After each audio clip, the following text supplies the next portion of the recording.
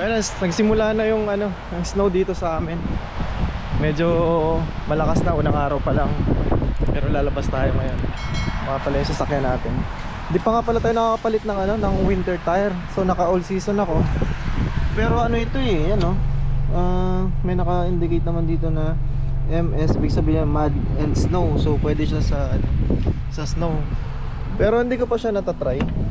Pa natatry ko kung pwede siya. Kasi yung nakadalawang winter na ako dito, tapos yung sasakyan namin before is naka winter tire talaga during winter season. So tatry ko muna kung ano yung pakiramdam kapag naka all season. Kapag hindi kaya, talagang papalit tayo ng winter tire. Ayan o, tingnan nyo yung ano, yung paligid, ano na siya, white na naman.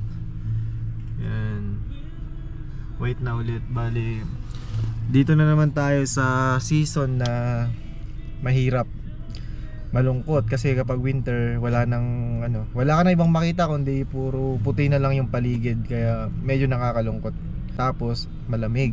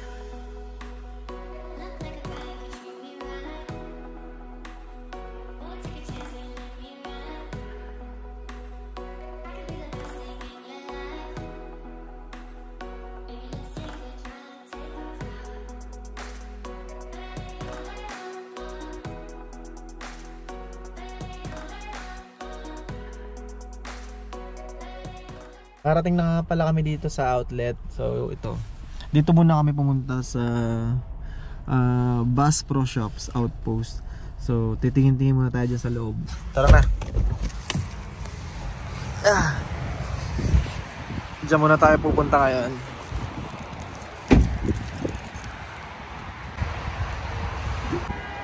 So muna tayo dito. Tingin tayo ng mga, yun, napakita ka agad oh, yung mga sombrero oh. Magkano siya ngayon?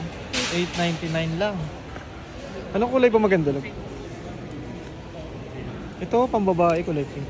Basta ma. Wait lang, may white dito. Itong red, maganda rin yung red, oh. Tsaka black. Black? Ito, may black dito. Ito. White. White? Bilan mo ako? Ilan? Tatlo. 3? Lilibre mo ako 3. Bibilan daw ako ni Mrs. guys ng 3. Anong kulay? Itong maganda rin ito. Love. Ano? Ito mayroon din ibang kulay. 14 yan dito. Ito maganda to yung ano sa likod nyo. Oh, tara, share na tayo. So yun nga guys, binilan tayo ni Mrs. ng 2 sombrero ng Bass Pro. Ito lang pinunta namin dito eh, kahit malayo yung biniyaya namin, 1 oras mahigit. Kasi sabi niya gusto niya daw ako bilan itong 2. 3 sana eh, pero mas mahal kasi itong isa. Ito, kasi ano siya, yung parang burda siya. Ito naman yung isa, kaya siya mura kasi ano, yung parang nakatatak lang siya. Unlike dito, maganda tong isa. So yun nga, tapos na kami dito mamili guys sa ano, dito sa Bass Pro. Tapos pupunta kami ni Mrs. doon mamaya sa kabila kasi doon sa outlet, doon talaga yung outlet doon sa kabila. Lilipat lang yung parking. Tapos may mga nagpabili rin sa atin ng mga kaibigan natin. Bali, ito yung mga pinabili nila. Nagpasabay na kasi hindi na namin sila nasama dahil maulan at biglaan din naman yung lakad namin, kaya binili lang natin sila. Yan. Lakas na ng ano, ng snow. Hindi ko alam kung kakapal to hanggang mamaya. Tara, tayo lang. Ay. Big.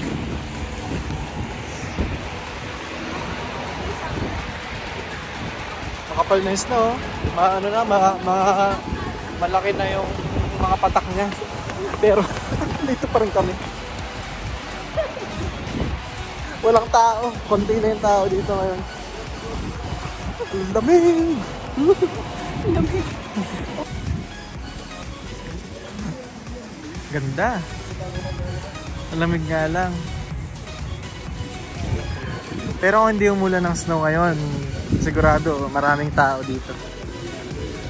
Nagkataon lang na masama yung panahon ngayon. Kasi ngayon yung unang araw ng ng pag-ulan ng snow. Kaya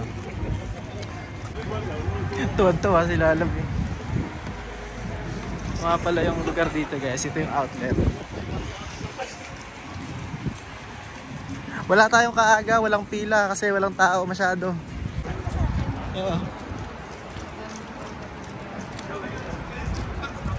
Doon tayo galing kanina guys, sa Bass Pro. Magkatabi lang sila. Doon tayo galing, lumipat lang tayo ng parking dito sa kabila. Dito tayo ngayon sa Niagara.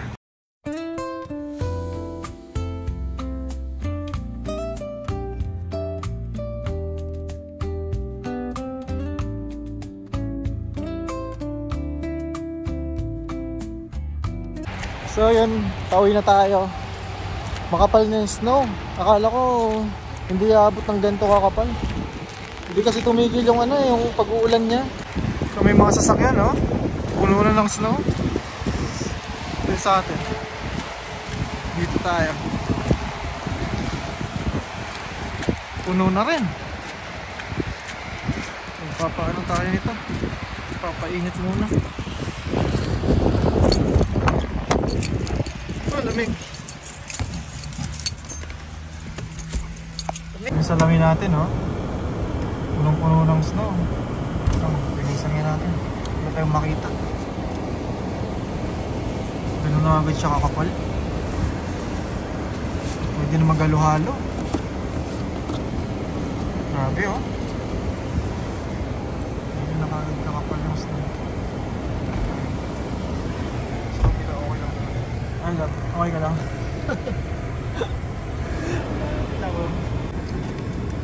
Check natin. Sabi kasi sa akin nung kinuha ng sasakyan, yung mga sensor to. Yan kasi ito may mga may sensor. Dapat daw yan.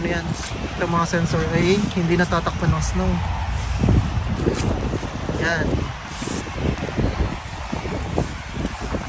Sabi kapal Pero nakagad kakapal. Yung natin, stoplight natin. Kailangan nakikita ng Kailangan nakikita ng sumusunod sa atin. Kasi delikado, baka mamaya nagpreno ako, hindi niya alam na nagpreno ako Saka sa taas.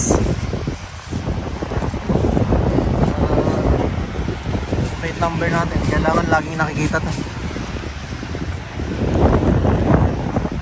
Ang kapal Pwede nakagad kakapal.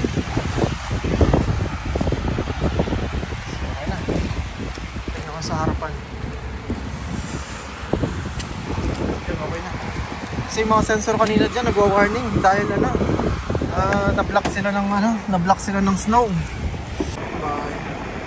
Dadaan pa kami pala sa guys, ramen. Ramen kami kasi maulan And then after namin mag-ramen, diretso na kami uwi. Pero ngayon, grabe lamig. Parang isang oras ng tayo doon sa loob. Pero kasi yung snow ngayon, hindi siya tumitigil, tuloy-tuloy talaga. Akala ko hindi hindi kakapal pa ng ganito kasi ngayon pa lang yung first day na umulan dito. Pero siya, sobra tapos tuloy-tuloy pa rin hanggang mamayang gabi ata ito.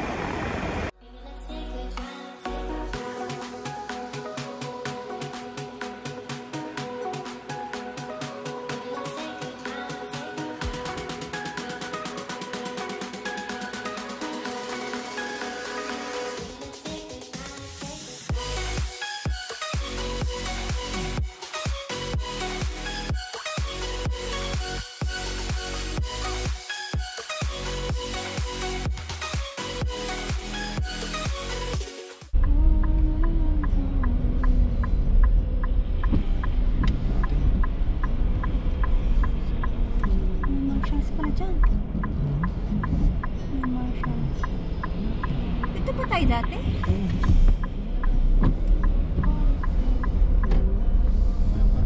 Ah, kasi dito tayo galing. Yung time na yun, di ba? Makalabas kita yun. Wala ka na.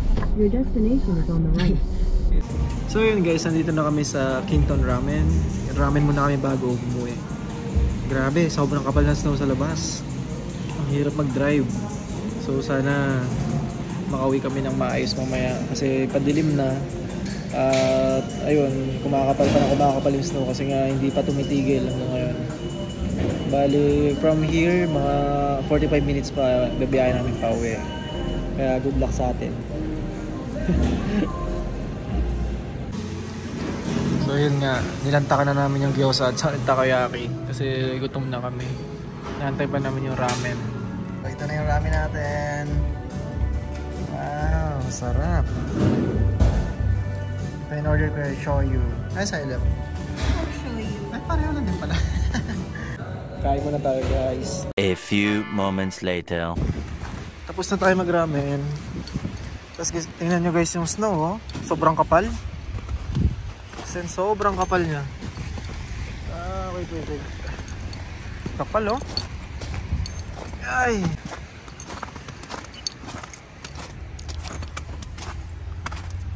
Ito yung likod. Grabe yung kapal, oh. Diyan nga pala tayo galing sa Kingston Ramen. Ha? Pagtempa. Ginabi na tayo. Diyan tayo galing sa Kingston. Sarap ng ramen nila. Ano siya? Yung... Oo, tsaka sakto sa malamig na panahon talaga. Okay, uwi na tayo. Malayo pa yung biyahe namin. Mga 45 minutes pa. Tapos ganito yung daan. Kala ko manipis lang ang snow ngayon pero nagulat ako, sobrang kapal. Buti na lang all wheel tayo. Set lang natin to sa snow. Ayan, naka snow na yan. Tapos try natin. Kasi naka ano tayo, naka all season to yung gulong natin. Kaya baka madulas siya pero wag naman sana. Hi guys! Thanks for staying hanggang dulo. If you enjoyed this video, hit the like button and subscribe na rin for more content. See you sa next vlog. Bye!